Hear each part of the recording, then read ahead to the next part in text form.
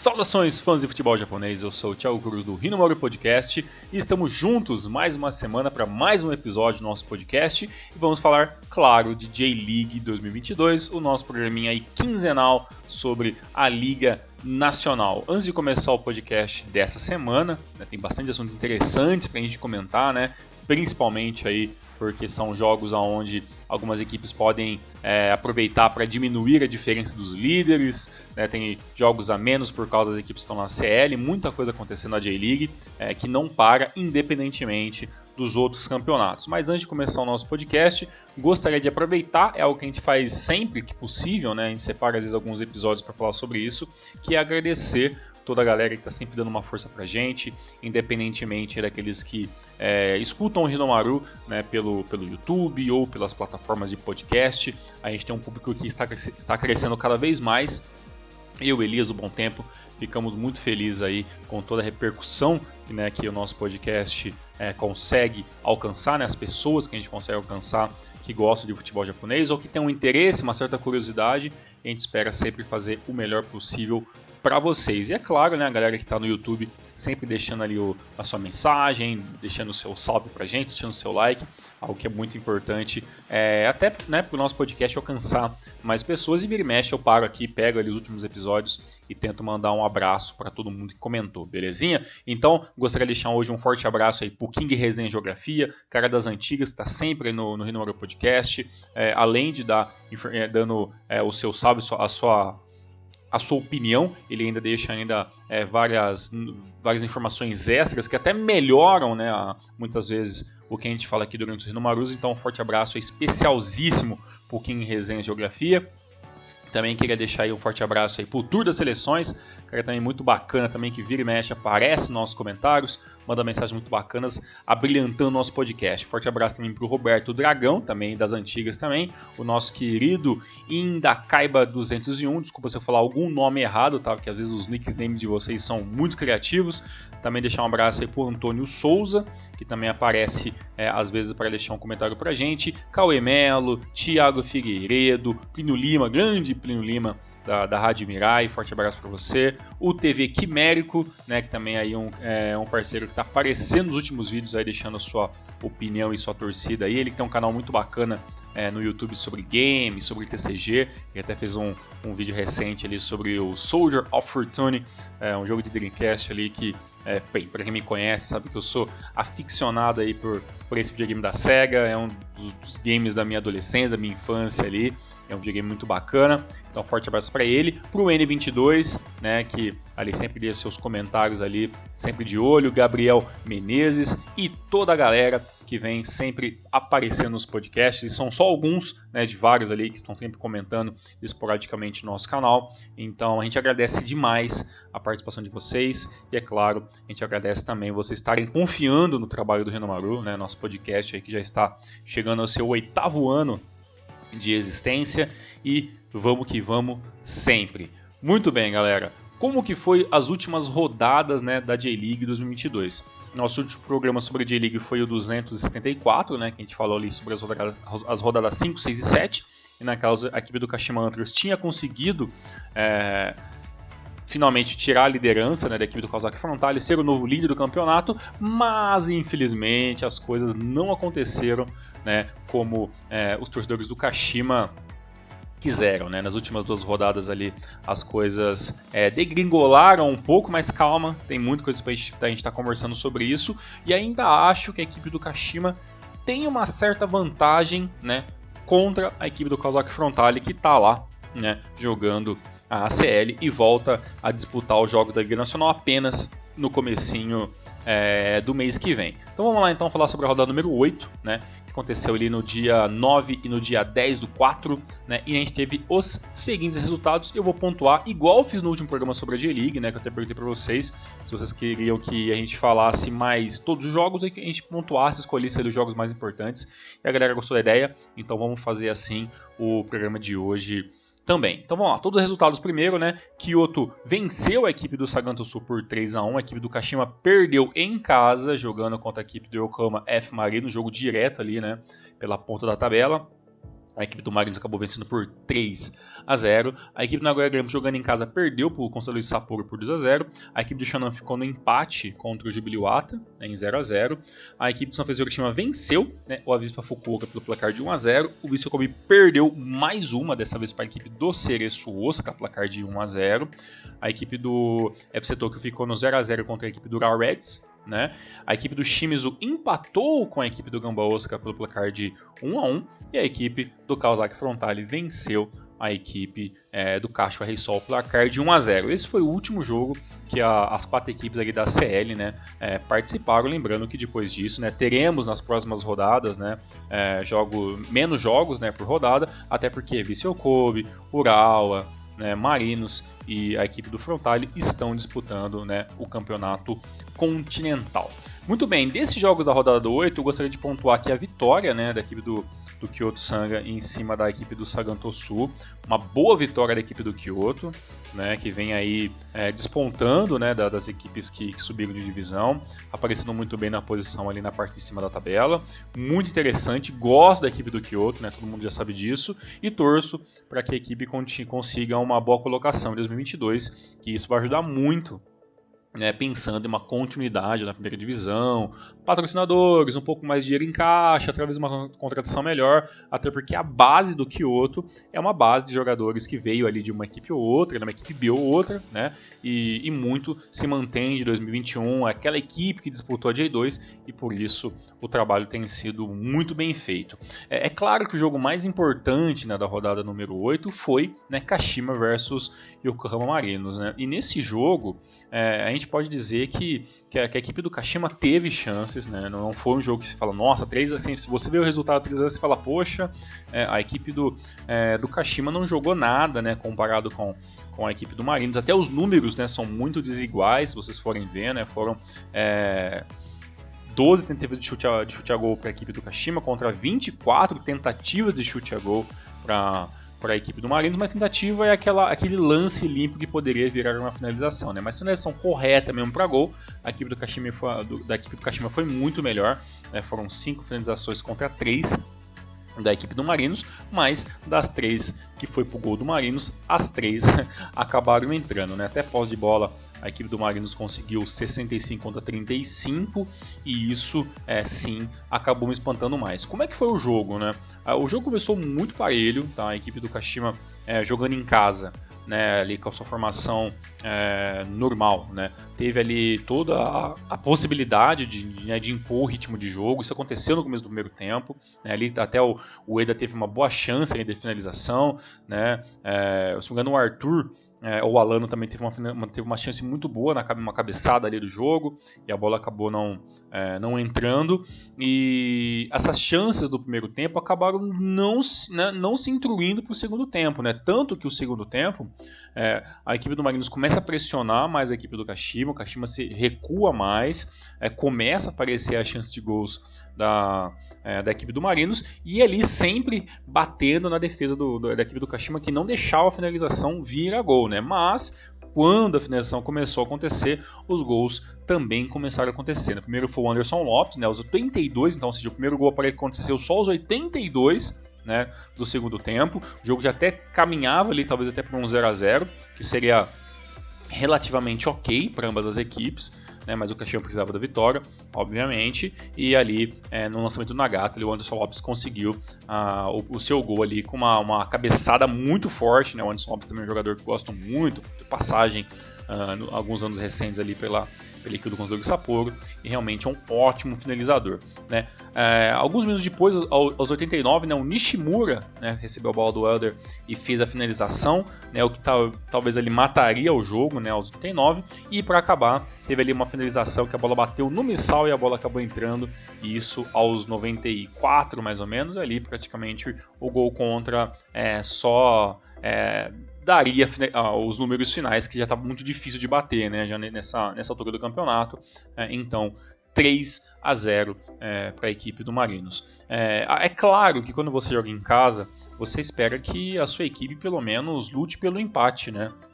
E a equipe do Kashima, né, nos últimos anos, né, dá essa impressão que é uma equipe que quando joga dentro de casa, às vezes, né, perde pontos meio desnecessários, às vezes tem algumas derrotas também que acabam ficando um pouco marcadas, né, para o torcedor que vai até Ibaraki para ver os jogos, né? Então a equipe do Kashima tem esse estímulo de você às vezes parar e pensar e falar, poxa, eu acho que o Kashima não é uma equipe que consegue jogar muito bem dentro de casa, e até por isso eu fui até atrás de alguns dados, né, considerando 2021 e agora a atual temporada 2022, mas é algo que a gente vai conversar um pouquinho melhor quando a gente falar da rodada mais nova, né? E um outro jogo que a gente consegue pontuar ali de interessante, é claro, né, a vitória do Kawasaki Frontale em cima do Kashiwa Reysol, né?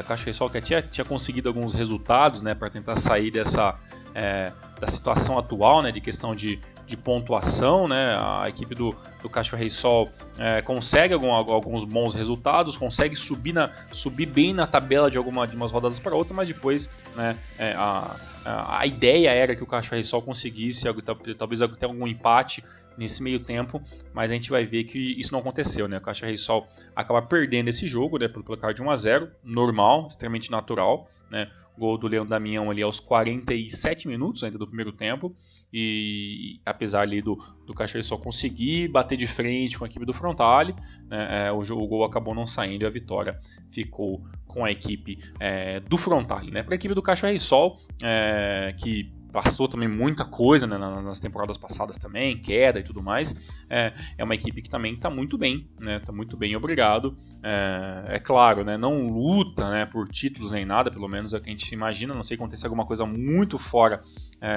da caixinha, mas sim, é uma equipe perigosa que também está fazendo muito sem gastar tanto, uma equipe muito pé no chão, que sabe de seus recursos e trabalha muito parecido com a equipe do Kyoto, por exemplo, né, que tem uma base ainda da temporada 2021 e ali com um nome ou outro, com uma dispensa ou outra, a equipe conseguiu se organizar, apesar, né, dos bons nomes que acabaram deixando a equipe aí do mestre Nelsinho, né? Então esses foram os jogos mais interessantes da rodada 8. Então vamos falar agora, né, da nossa rodada número 9, né, que tem menos jogos, mas ainda assim foi uma rodada interessante, apesar, né, de vários empates que aconteceu nesse meio tempo.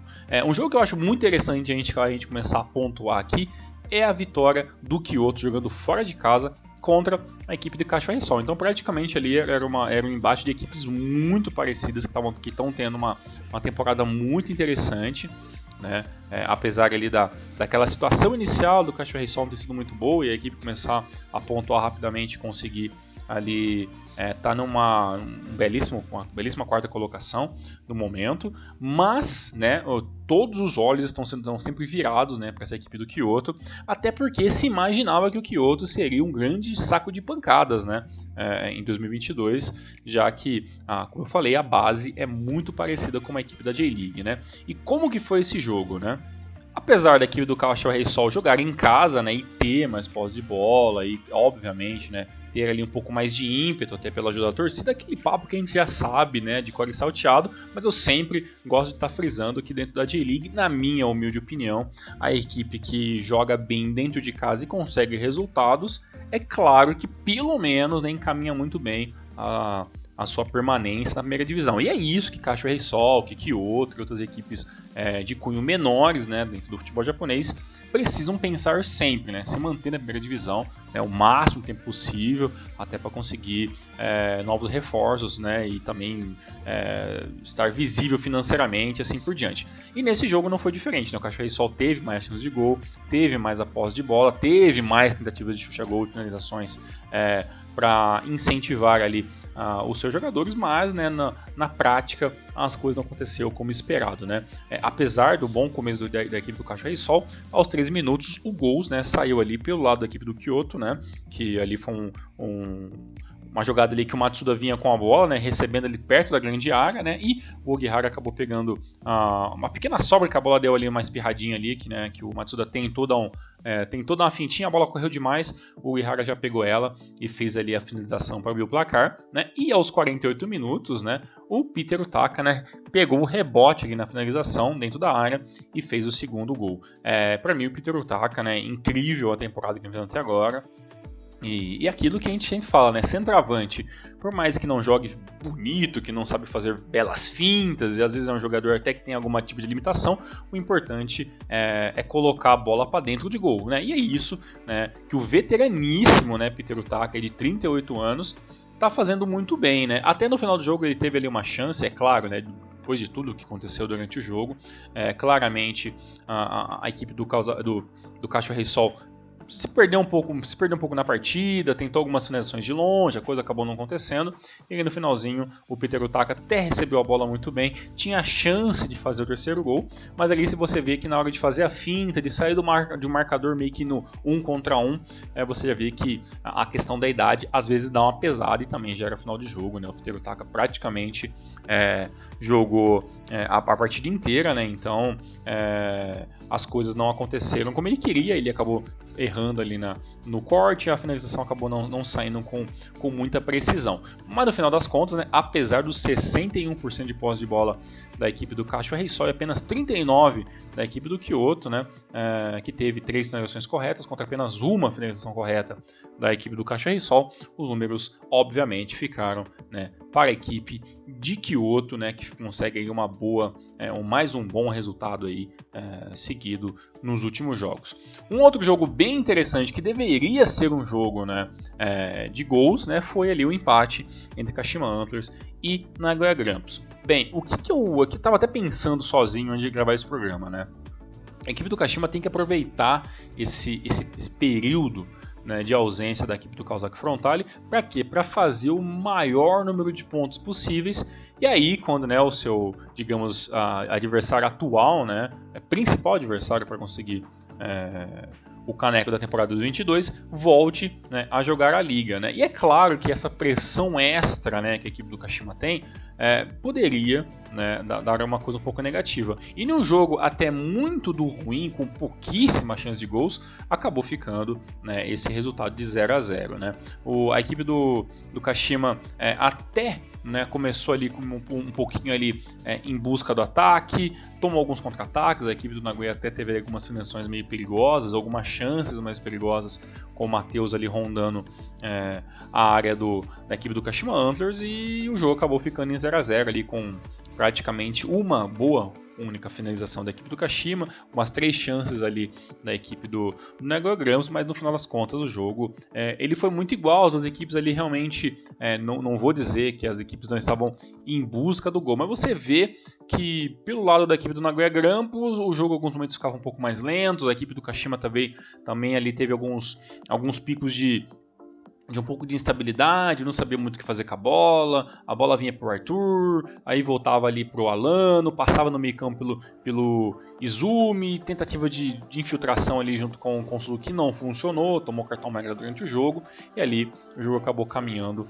para um 0-0, muito do ruim. E por que eu falo com isso, né? A equipe do Kashima não tinha empatado até então na temporada 2022, né? Tinha vitórias, né, e derrotas, e vinha muito bem, né, com 6 vitórias no campeonato, e tinha tudo para conseguir a sua 7ª vitória. Mas o problema é que nas últimas 2 rodadas, né, a equipe do Kashima não consegue vitória, perde a liderança para a equipe do Frontale, e agora tem mais algumas rodadas, né, se não me engano são mais 2 que a equipe do Kashima tem, para conseguir, né, impor o máximo de pontos possíveis, né, e conseguir fazer ali aquilo que a gente brinca, mas vamos tentar levar isso de uma outra maneira, né? Ele falar que a equipe do Kashima precisa de uma gordura, né, extra para conseguir o caneco da temporada, eu acho que é um pouco de presunção, né? Até porque a equipe do Frontale, quando voltar da série, provavelmente vai voltar com a vaga para a segunda fase, vai ter que futuramente se preocupar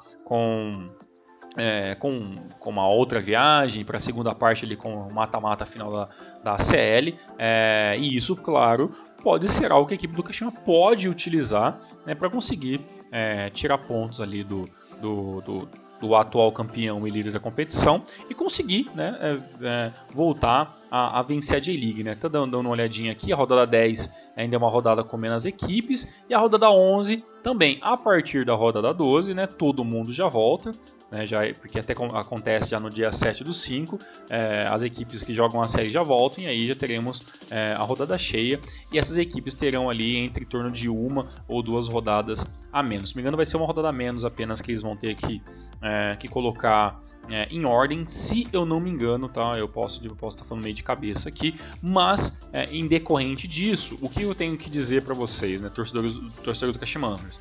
A equipe do Kashima precisa pontuar muito bem, né, neste final de semana, na rodada 10, e também precisa pontuar muito bem na rodada 11.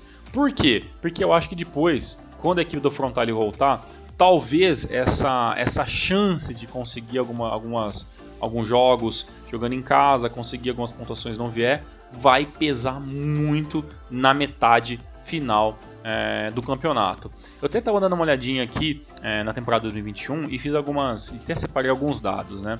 É claro que esses dados a gente tem que olhar com muita calma para a gente não para não ter uma visão muito errada, né, do que a equipe do Kashima vem fazendo nos últimos anos. É claro que o Kashima, desde quando venceu a CL e tudo mais, é uma equipe que quando joga dentro de casa, você vê algumas vezes os torcedores saindo meio bravos, né, dos seus jogos, porque a equipe não teve um bom rendimento, né, principalmente lá para 2020, as coisas realmente, com o Zago e tudo mais, as coisas não aconteciam muito bem. Na temporada 2021, né, que é uma temporada um pouco mais normal, já que 2020 foi, né, pico de pandemia, as coisas estavam muito complicadas, e a gente não pode levar muito como parâmetro, né, na minha opinião.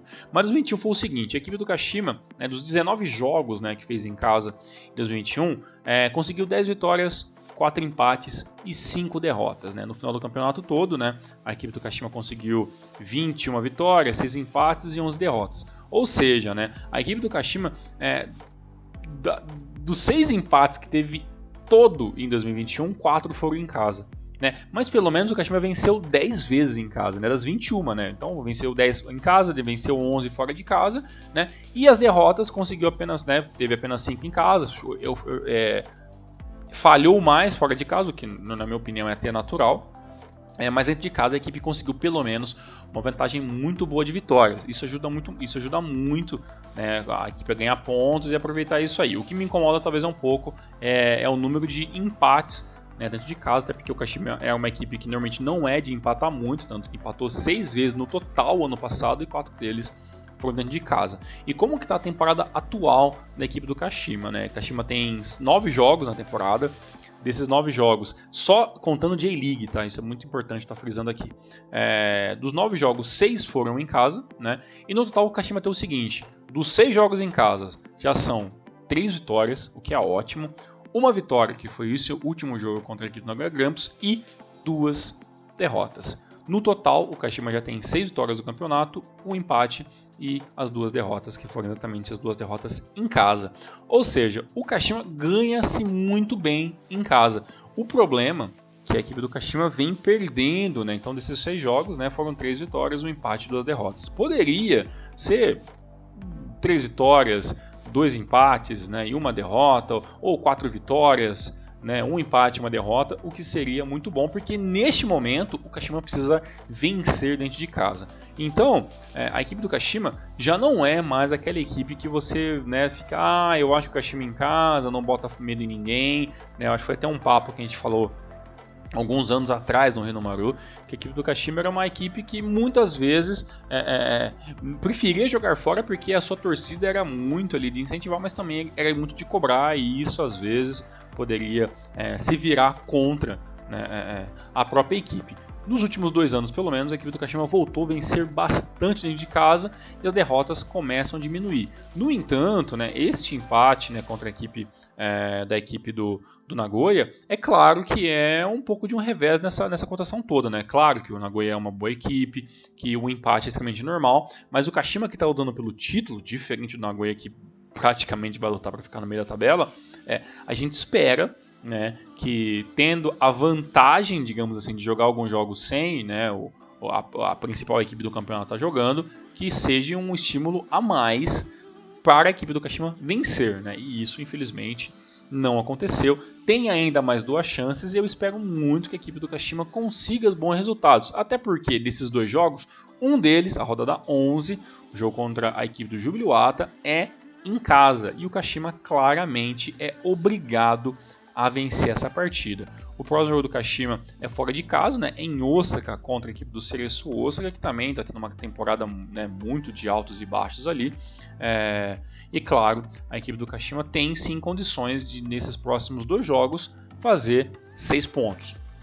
O que, na minha opinião, é a situação ideal, né, para a equipe do Kashima colocar pelo menos um pouquinho de pressão, né, na equipe do Kawasaki Frontale e meio que jogar a bola para eles. A gente venceu aqui, a gente passou vocês na tabela, agora a obrigação é de vocês ali de vencer os seus jogos, tirar essa diferença de pontos, depois quando se tiver algum jogo a menos para fazer, vencer e claro, jogar essa pressão para o seu adversário. Então, a equipe do Kashima tem que fazer isso, a diferença é apenas de 1 ponto, né, para o líder do campeonato.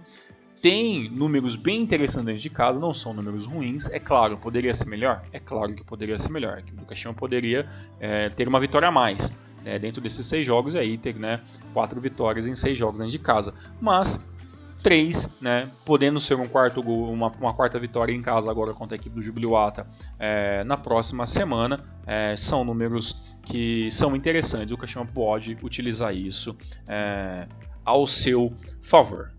Muito bem, depois de todos esses minutos dedicados, né, e a situação atual, né, do Kashima Antlers, vamos falar um pouquinho, né, de mais um jogo ali que foi o destaque dessa rodada número 9, destaques, né, um pouquinho mais simplificados, até porque tivemos menos jogos, né, nas rodadas, mas um jogo que foi muito interessante, a parte de baixo da tabela foi a vitória do Shinhan Bellmare fora de casa contra a equipe do Gamba Osaka. É claro que falar, né, do Gamba Osaka jogando mal já ficou um negócio meio, né, folclórico aqui dentro do Hinomaru, né, até por toda a minha história com a equipe do Gamba Osaka, né, a primeira equipe que eu gostei da J-League, acompanhei durante vários anos e tudo mais, eu fui torcedor, pagar pimpão. Mas a equipe do Gamba Osaka, né, com jogando dentro de casa, é uma equipe que por mais que a torcida faça um certo barulho, não é nada assim que você fala, poxa, que pressão, né, nossa, jogar em Suíta, jogar, né, em algum outro estádio, comando do Gamba é um grande problema. Na verdade, muitas vezes não é. E esse foi mais um jogo clássico onde a equipe da casa tinha mais posse de bola, mas não conseguiu fazer muita coisa, né? Até porque posse de bola não ganha jogo, né? Já dizia aí, né, a galera de plantão. O Gamba teve 54% de posse de bola contra 46% da equipe do Shinhan Bellmare, mas esses 46 foram muito mais bem utilizados na questão de pressão, de possibilidades de chute, né? A equipe do Shinhan teve 11 tentativas de chute a gol contra 9 da equipe ali do Gamba Osaka, e dessas tentativas foram 4 finalizações corretas para a equipe do Shinhan Bellmare contra 2 da equipe do Gamba Osaka. Bem, eu já falei em outros programas já que o Gamba Osaka, que esse esquema de 3-6-1 é um negócio meio complicado, né? Eu, sinceramente, fico muito dividido. Não entendo como, por exemplo, como o Leandro Pereira vem sendo banco, né, do Patrick, apesar do Patrick ser um jogador muito bom, que vem fazendo temporadas incríveis pela equipe do Gamba Osaka, às vezes até carregando aqui um pouco nas costas, mas eu ainda acho que o ideal seria dar um jeito desses dois jogarem juntos. Se não for todos os jogos, pelo menos em algum momento ali você ter 2 atacantes brasileiros, caras fortes, né? O Leandro é um cara muito rápido, o Patrick é um cara um pouco mais de área, e você ter um pouco mais dessa pressão dentro, sabe, da área adversária da equipe do Gamba Osaka. Eu acho que o 3-6-1 não ajuda muito nisso, mas tudo bem. A equipe do Shinhan Bellmare veio também com uma linha de 3, né? Veio ali com o seu 3-5-2, tudo bem, as duas equipes utilizando aquela métrica clássica das equipes da J-League, né? Você não tem, às vezes, muita qualidade técnica na defesa, tudo mais ali, e você tenta meio que maquiar, né, essa dificuldade técnica montuando gente dentro da área, né? E isso muitas vezes acaba não dando em nada, né? E não deu para a equipe do Gamba, até que, né, o gol que acabou dando a vitória para a equipe do Shinhan Bellmare aconteceu só os 90 minutos de jogo, e foi no quê? Foi no cruzamento, né, do Ichihara, e o Yamamoto cabeceou no meio de 4, 5 jogadores, ou seja, tinha os 3 zagueiros mais, né, os laterais ali que estão jogando um pouco mais avançados, tentando recuar para dar um auxílio maior, e mesmo com 3, 4 jogadores dentro da área, o Yamamoto foi lá, fez a cabeçada, né, no outro ângulo, contrário ali do goleiro da equipe do Gamba Osaka, que acabou não conseguindo fazer nada, né? O Ishimori ali ficou apenas olhando o lance. Já teve um outro momento ali do jogo ali que a equipe do Shinhan vinha com perigo, a bola se engana acabou batendo na trave, então a equipe do Gamba já estava vindo, né, sofrendo ali com as chegadas da equipe do Bellmare ali, e bem, Foi questão de tempo para o resultado sair. Se fosse 0-0 o jogo, seria muito injusto por tudo aquilo que o Gamba produziu, que foi relativamente muito pouco. Os demais resultados, né, dessa rodada número 9, né, todos os jogos aconteceram dia 16 ou dia 17 do 4, né, e os demais resultados foram os seguintes. Né, o Espinha Fukuoka ficou em 0-0, né, contra a equipe do Cereço Osaka. A equipe do Jubilee-Wata empatou com o Safishi Hiroshima em 2-2. A equipe do Sagan Tosu empatou com a equipe dos times do placar de 0-0. E a equipe do Controle Sapporo empatou também em 0-0 contra a equipe do UFC Tokyo. Uma última notícia, né, ainda sobre a J-League, é que temos um novo reforço, né, exatamente para a equipe do Sanfrecce Hiroshima, né, que anunciou, né, nessa segunda-feira a contratação do Ben Khalifa, né, Nassim Ben Khalifa, jogador ali que estava sem clube, né, desde o mês passado, né. O Khalifa, para vocês que não conhecem, né, o jogador suíço, né, que também teve ali tem também a sua nacionalidade da Tunísia, e esse jogador ali que também já passou pela seleção da Suíça, teve uma passagem bem pequena lá no começo dos anos 2010, sem muitos resultados, né, um cara que já passou ali por vários clubes, né, dentro da Suíça, teve uma passagem pelo Wolfsburg, lá no começo da sua carreira em 2010, 2012, passou algumas vezes pelo Grasshoppers, né, da equipe da Suíça, né, a clássica equipe, né, que tem um gafanhoto ali como seu mascote, e depois de indas e vindas, né, estava na equipe do Esperanza na Tunísia desde 2020, né, e aí ficou sem contrato, né, na metade ali do mês 3 de 2022, e aí a equipe do Sanfrecce Hiroshima acabou contratando esse jogador, que tem contrato, né, até o final da temporada 2022. O Ben Khalifa, né, tem 30 anos, né, ele é de 92, tem 1,84 de altura, e é um cara que relativamente já passou por vários clubes, né? Tem aí mais de 70 gols na sua carreira, tem gols pelas seleções de base, né, da seleção da Suíça, mas infelizmente acabou não funcionando na seleção principal e também teve apenas 4 jogos, né, e depois não foi mais convocado. Um jogador interessante, desconhecido por muitos, admito que por mim também, e é um jogador aí que pode sim trazer um pouco de qualidade, um pouco mais de pressão nesse ataque da equipe do Sanfrecce Hiroshima, que é uma equipe que está fazendo muito gol na temporada, né? Você vê que vira e mexe, mesmo que nos resultados não vem, a equipe do Sanfrecce Hiroshima vem fazendo gols. O que talvez ali esteja precisando melhorar um pouco mais é a questão do meio campo, um pouquinho mais no final do jogo, conseguir segurar um pouquinho mais os resultados. Mas aí, né, Nassim Ben Khalifa é o mais novo jogador estrangeiro, né, na J1 2022. Muito bem, como que está então a J1, né, no final de tudo isso que eu comentei para vocês, né? A classificação geral é o seguinte: a equipe do Kawasaki Frontale é o líder, né, com 20 pontos, seguido da equipe do Kashima Antlers com 19 e em terceiro o Yokohama Marinos, né, com 18 pontos.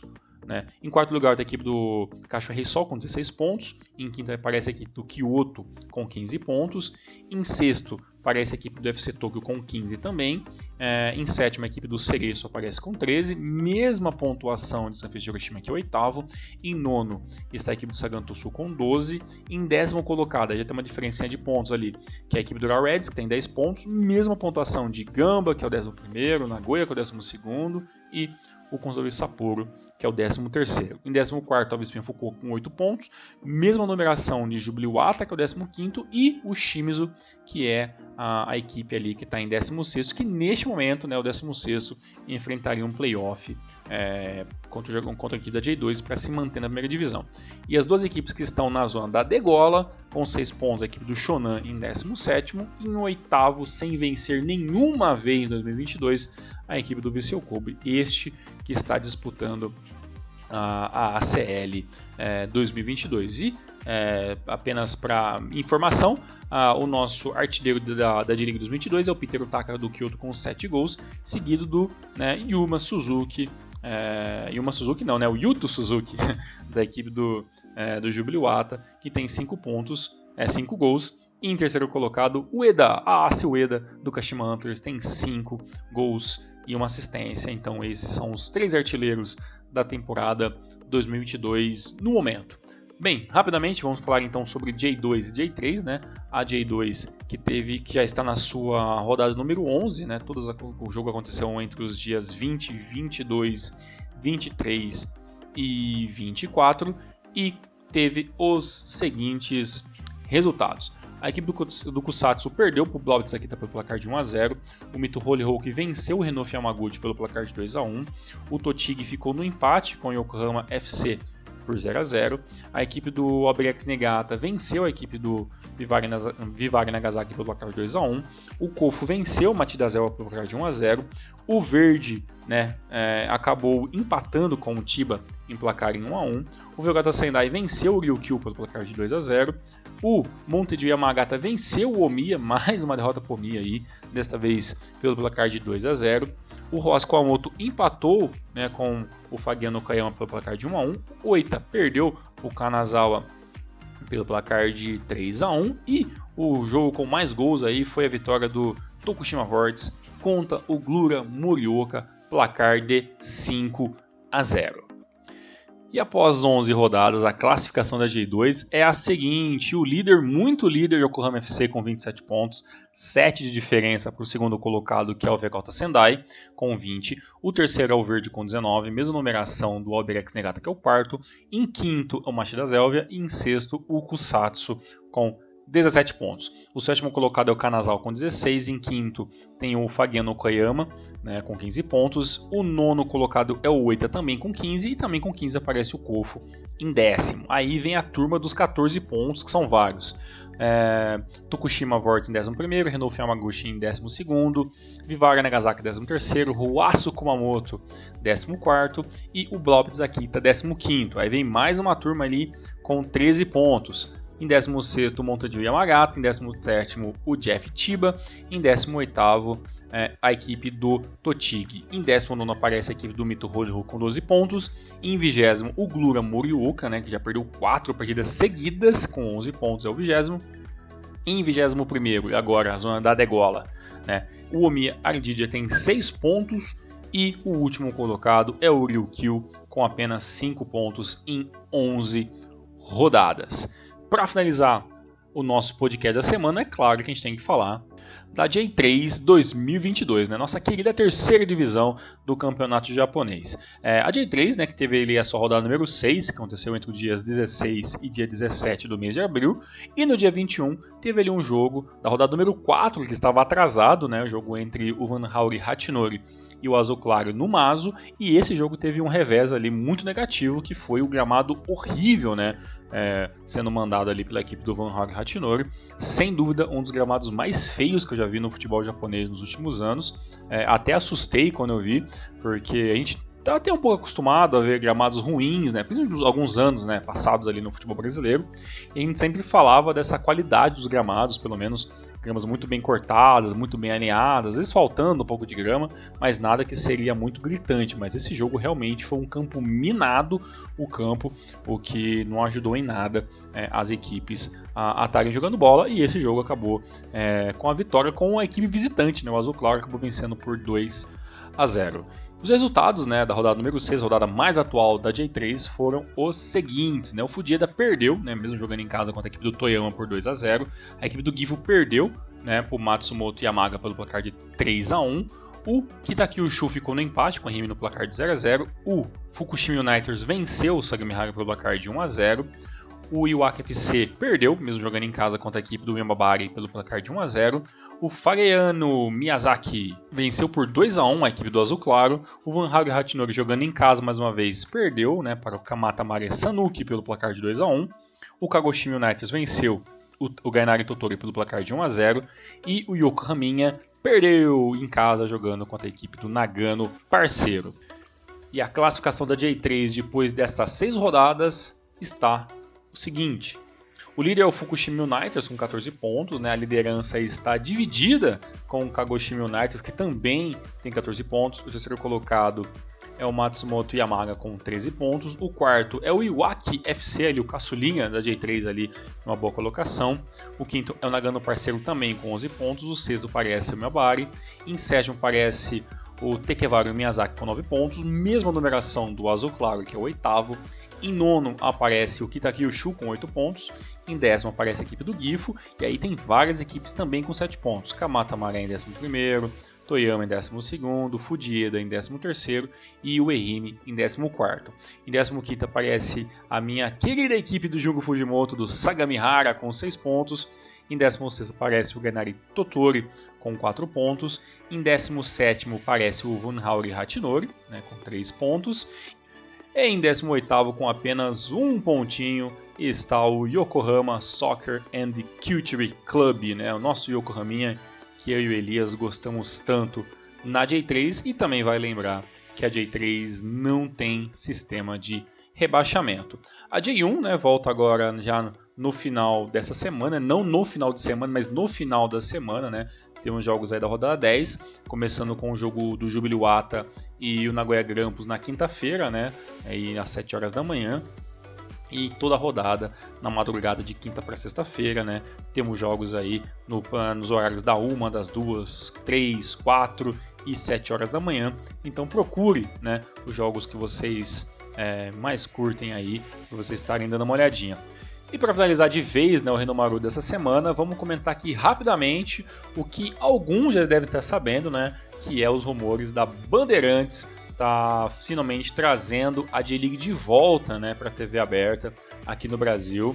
As informações que eu consegui apurar até então é que essas conversas estão sim acontecendo, isso realmente é real, não é uma fake news nem nada, mas ainda não tem nada definido, né? Até nos portais que eu consegui algumas informações mais relevantes falam que está tudo muito bem acertado a questão financeira, que a Bandeirantes realmente tem esse interesse de trazer, né, a J-League aí para ter os jogos durante as madrugadas, né, a Band que está voltando, né, nos últimos anos ali a trazer mais esportes, né, até porque buscam, né, mais ali coisas para colocar nas suas grades do próprio Band Esportes, né, que é o canal pago da Bandeirantes e tudo mais ali, mas por enquanto a gente não tem ainda uma certeza, né? Não está fechado, já é 100%. Não, está sim sendo conversado, as conversas estão muito bem adiantadas e tem tudo para dar certo. E é claro que se essa notícia realmente se confirmar e a gente poder finalmente ter a J-League de volta, né, a TV brasileira e principalmente para a TV aberta, né, o que seria incrível, é claro que o Renomaru vai estar trazendo essas informações assim que for possível, mas por enquanto o que a gente sabe é que sim, está sendo acontecendo essas negociações, a Band tem muito interesse e é claro que com certeza a gente quer muito que isso funcione. Dos demais, então, a gente volta nas próximas semanas com mais J-League, com mais ali notícias sobre a CL, vamos até fazer um programinha sobre a Luvan Cup, né, a Copa do Japão aí que nem todo mundo se importa tanto assim, e como a gente acabou sempre nunca falando muito, né, sobre a Luvan Cup, vamos trazer um programinha especial para estar atualizando vocês de tudo o que aconteceu, o que está acontecendo, na verdade, na primeira fase da Copa da Liga Japonesa. Certo? Um forte abraço, fique com Deus, muito obrigado pela sua paciência e pela sua audiência e nos vemos em um próximo Renomaru Podcast. Valeu, abraço, tchau, tchau.